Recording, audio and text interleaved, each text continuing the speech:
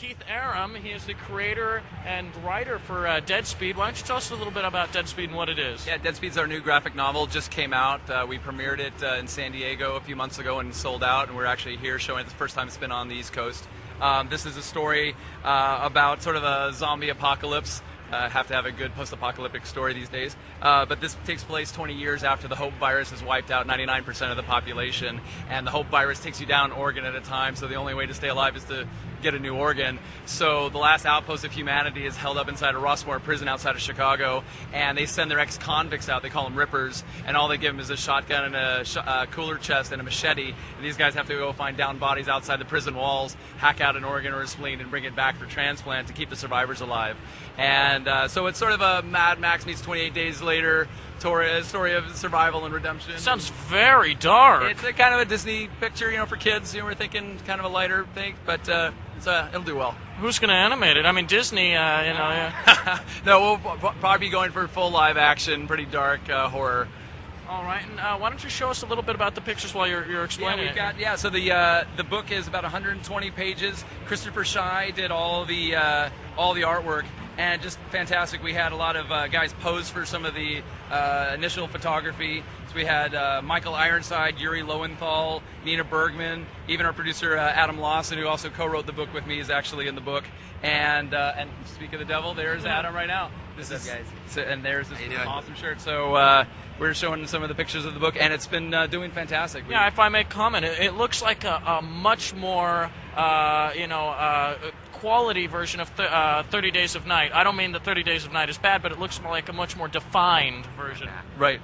Okay, and if I may say, I'm looking at this and you're telling me about it, and it's making me depressed, but not in a bad way, in a very good way, because it reminds me of this game that got canceled a few years back, and I really wish it would have come out, called Dead Rush. Are you familiar with that? Yeah, Dead Rush. It was an Activision property being worked on with Treyarch. And apparently, we were discussing this right before the interview, and you said you had a hand in it. Yeah, so I do a lot of work with Activision. We're doing the new Call of Duty Modern Warfare 2 with them, and we do a lot of stuff with. I've worked with Treyarch for years, and they were actually working on Dead Rush, and I was actually working on the script for this. And the idea was that we were going to be able to do both this story and their technology and artwork, and it was going to be a great blend of the properties. Unfortunately, with some of the projects that came up, the team wasn't able to finish that property, and the project got kind of shelved. I continued on and finished this book, and actually this has been doing really, really well, and there's going to be a film and a game for this, so we're hoping to go back with Activision and hopefully kind of bring some life back to Dead Rush and see if we can meld it in. So to clarify, this is the story of the game Dead Rush, but you've taken it and fleshed it out, turned it into a graphic novel, and this is kind of a little taste of what we could have had. This is the story that we were hoping to incorporate with Dead Rush. At the time, Dead Rush was great driving technology and kind of a third-person exploration where you're actually out there shooting zombies, and zombies could jump on your car and rip it apart. Really great play mechanic. And so the goal was that I was going to write the story, and they were going to create the technology. We were going to merge it together, and it had some awesome designers working on the project. And unfortunately, it didn't happen, and I was already working on the story, so the fact that we didn't actually end up hooking up was too bad. But now that this is coming out, I think it gives us a chance to do something with it. I mean, I hope that the game will, resurface, because I was really looking forward to it. I mean, just from the concept and ideas in the videos, it was such a cool-looking game. Yeah. And so now, people have liked this idea so much. People like the comic so much. You mentioned that it's being turned into a feature film. Why don't you tell us about that? Yeah, we're going to make some announcements probably later this year. Our first film is actually about to go into production called Frost Road. That book is also in production right now, and we're going to make some big announcements about that coming up. And Dead Speed, we're going to be working with the same producers on that. We're going to be hopefully making that within the next year or so, and that's going to be a video game and the motion picture, and it's going to be fantastic. All right, so you're going for PG rating, Disney? I think PG, yeah, maybe G-rated, yeah. Zombies do really great with infants, like 3 to 4 years old. They love it.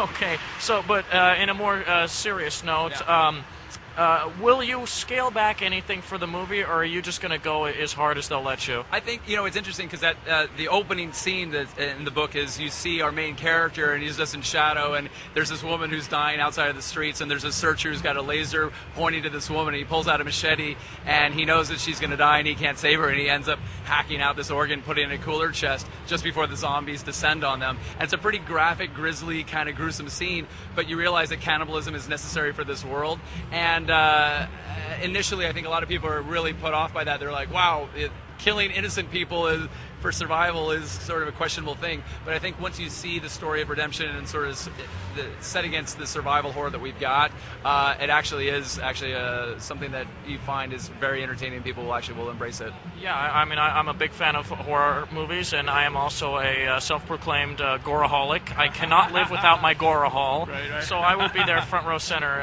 when that movie comes out if I get a chance to see it. Although I'm shocked that Disney didn't pick it up. Well, Disney may have passed, but it'll be a strong thing for us. Maybe the sequel. All right, and so you mentioned sequel. Is this a series that you think you can carry on through a series of movies? We would like to, actually. We'd probably be able to continue this franchise. It's a much bigger world. Most of the properties we're doing, Ascend and Infex and Frostroad, all these have huge worlds behind them where we want to do additional books, both prequels and sequels behind them.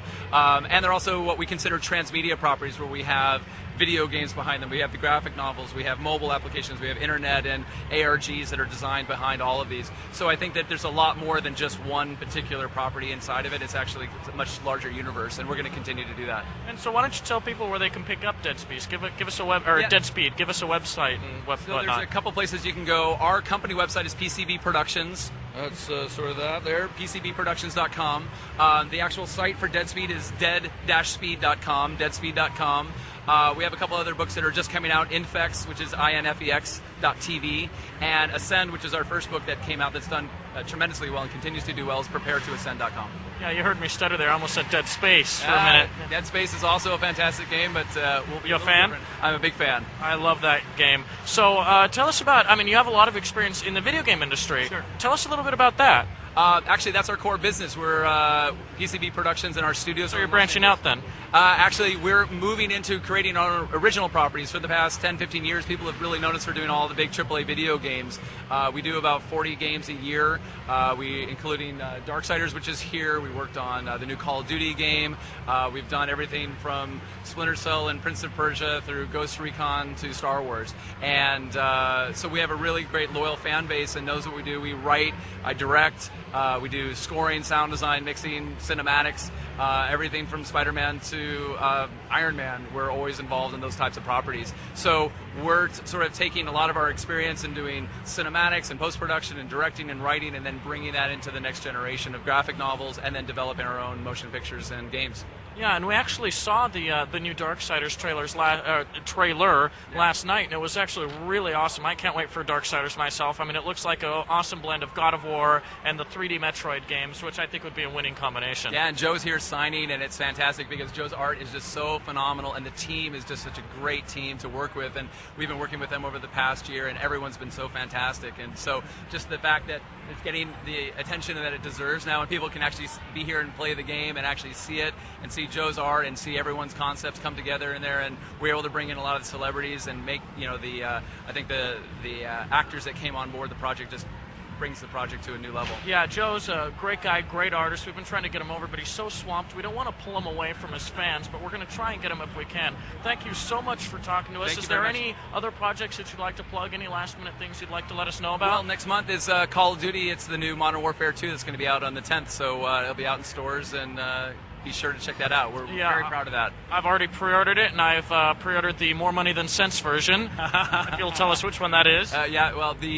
Basically the collector's edition is going to have a lot of extra freebies, and if you look on the website, it's amazing. And there's going to be a couple more announcements that are going to be coming up in the coming days, and in fact, we're going to be hopefully working on a new series that's going to be based on that as well, and that'll be coming up. Yeah, for those of you at home that don't know, the super special edition, it comes with the game, the making of, a download coupon for the original Call of Duty game. It comes with a bust of the main character and the crowning jewel, real night vision goggles. For $150, you get a pair of night vision goggles with your game. It's pretty ridiculous. It's awesome. Are you going to get it? Oh, yeah, absolutely. I already have a few on order. Are you guys going to just run around the office wearing the night vision goggles? We already do it, yeah. That's pretty much it. All right. Well, thank you so much for talking to us. Thank you very much. Another great interview on UFragTV.com here at Big Apple Comic Con. Thanks a lot, and we're going